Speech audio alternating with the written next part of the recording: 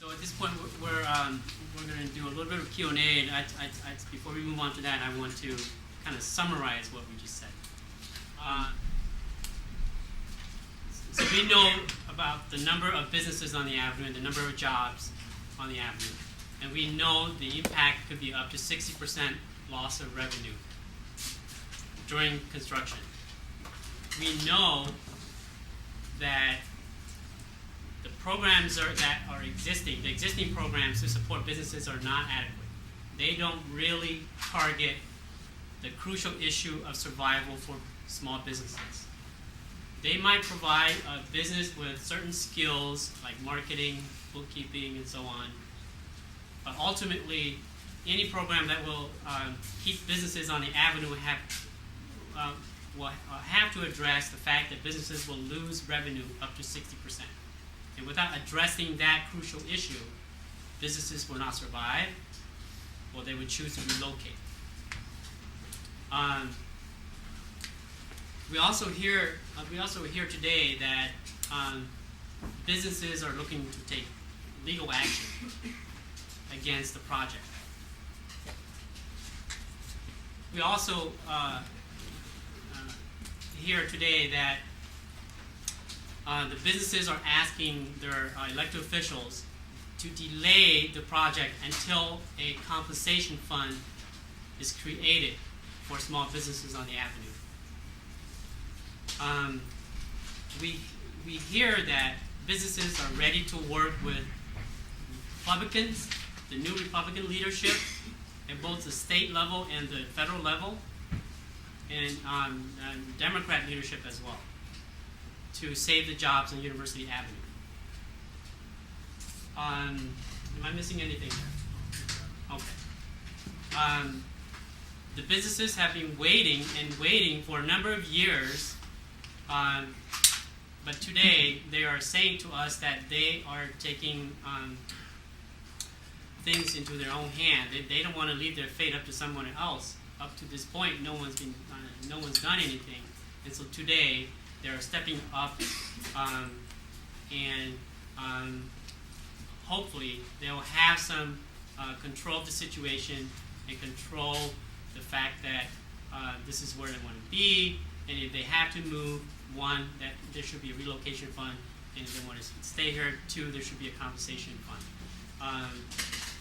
I think another point that I want to make that I don't think has been made is that it's not unheard of for governments to support small businesses with an emergency compensatory fund when they're facing with a disaster.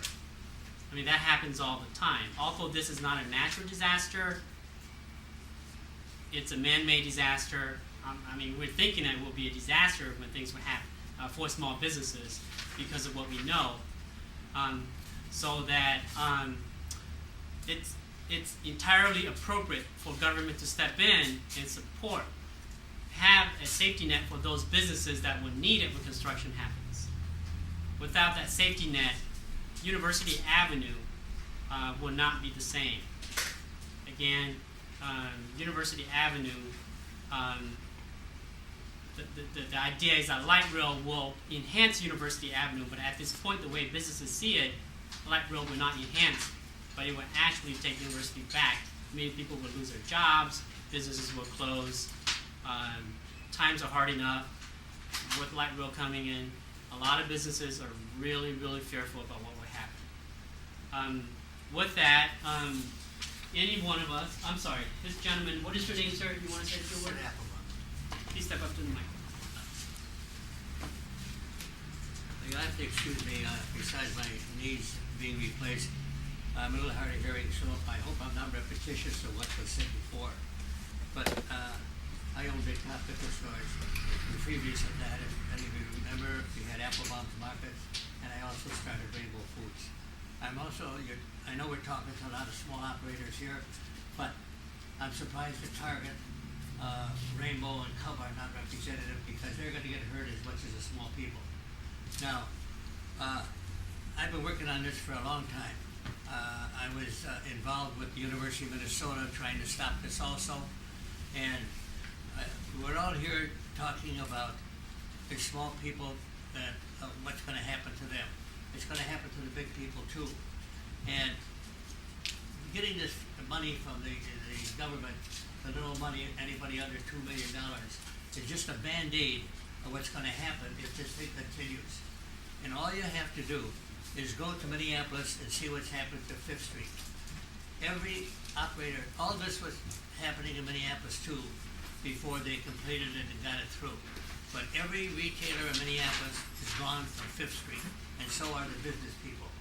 And if you think the few dollars they're gonna give you to compensate for being temporarily closed, forget about it. It's not gonna help you, because your business is gonna be stopped all the way down.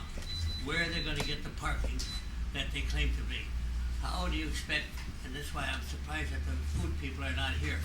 Do they expect to take the transit line, buying groceries and putting it on the bus? It's not gonna happen.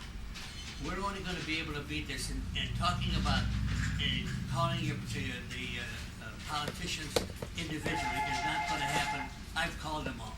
It's all deaf ears. I have letters from Governor Pawlenty. I have letters from Mayor Coleman.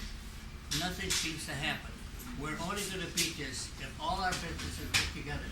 We have to go en masse in front of the city council.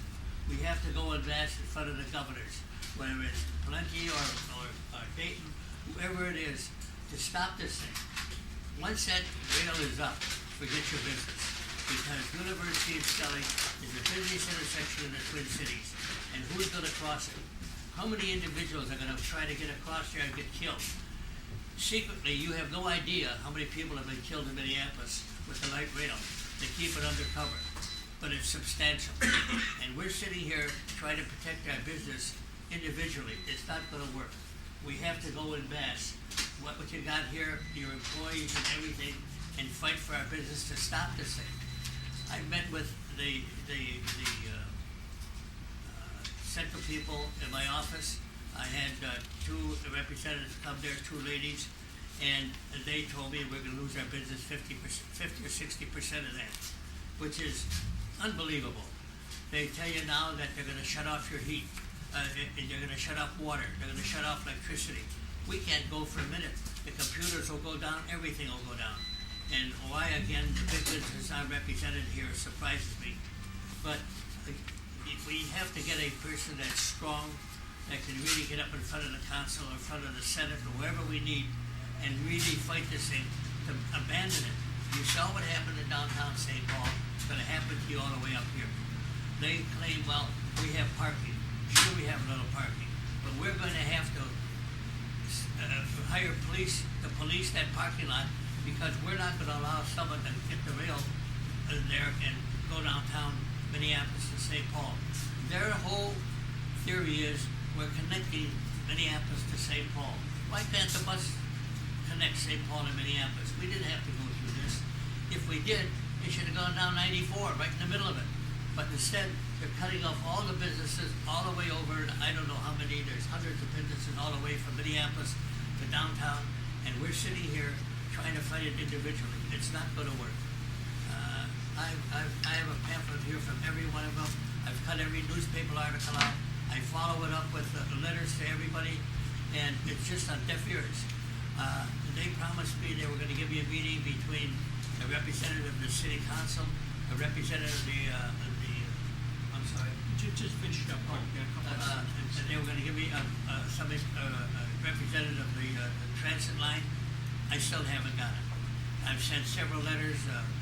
Tim Connell here, our manager of our business, he can verify that how many letters I've sent. Where is this meeting that you promised me? It's on deaf ears. The people running this thing, maybe they didn't have work, and now they have work, and they're trying to protect themselves, because this is on for several years. It's not going to happen in one day. And again, I can't tell you how important it is. I had legal people working with the University of Minnesota. We thought we had it stopped, but they got to Minnesota and did something for them. What it is, I'm not familiar with. But all I know is they pulled out of the lawsuit. We did have that temporarily. I also heard recently, I got an article in here. I was out of town, so I wasn't able to prepare to get some of the articles I got here to show you. But there's an article where the federal government is holding this back, I guess temporarily, because the funds are short. we've got to fight that to make sure that they don't get the funds. If it's the state, if it's the city, and remember, once this is started, watch your taxes go up. They're gonna go up whether you like it or not. They wanna beautify University Avenue. The parking that we have on the side between Rainbow and our liquor store is being taken away. They wanna beautify that area. Thank you, Mike. We need to move on to some other people, but thank you very much. Oh, Appreciate okay, your fine. So, I think you see, you know, Mr. Applebaum's comments are sincere, and he really has passion in this. There are a lot of different businesses that have different views of how to solve this problem. The University Avenue Business Association has taken a pattern, we're not going to kill this project, we're gonna try to work with it. But now we find that the project is going to kill us. And so we want to make sure that we delay the funding process here until a good compensation fund and a relocation fund is made available.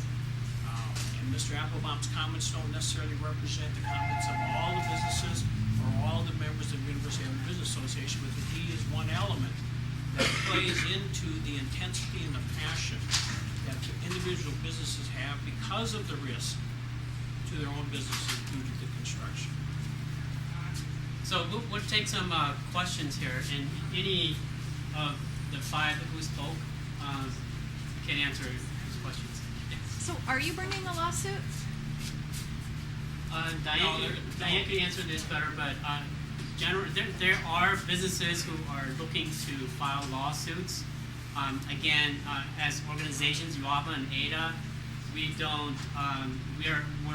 We're not seeking legal actions, but individual businesses are seeking legal actions. And maybe Diane or Larry. No, that's correct. The University Avenue Business Association and the Asian Economic Development Association are not undertaking any legal action. But there are individual businesses who have approached us to find out what lawyers are available, what are the legal theories, that sort of thing. What grounds, Larry, would a lawsuit be under at this point? That's being explored. You know, I really can't answer that question. All the lawyers that are going to be involved haven't even been necessarily identified at this point. What kind of a timeline do we have then? I mean, you're saying, you know, it's 3 months. The timeline is that in January, this full funding grant agreement is supposed to be agreed upon. Congress then has 60 days to comment on it. That's the timeline.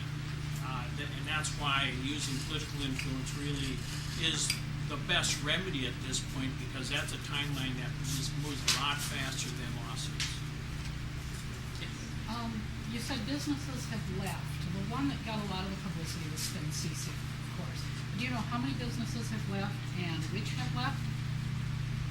We track as best we can the ones that are leaving or have left and the ones that are looking to relocate.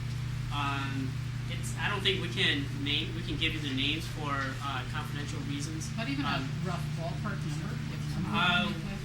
I know a half a dozen who said they want to relocate, but I think it's even higher than that. And I'm seeing Linda back there say it's way up more. We have a list of approximately 15 that have indicated they're going to leave, and that's just from our informal. Right. We have at least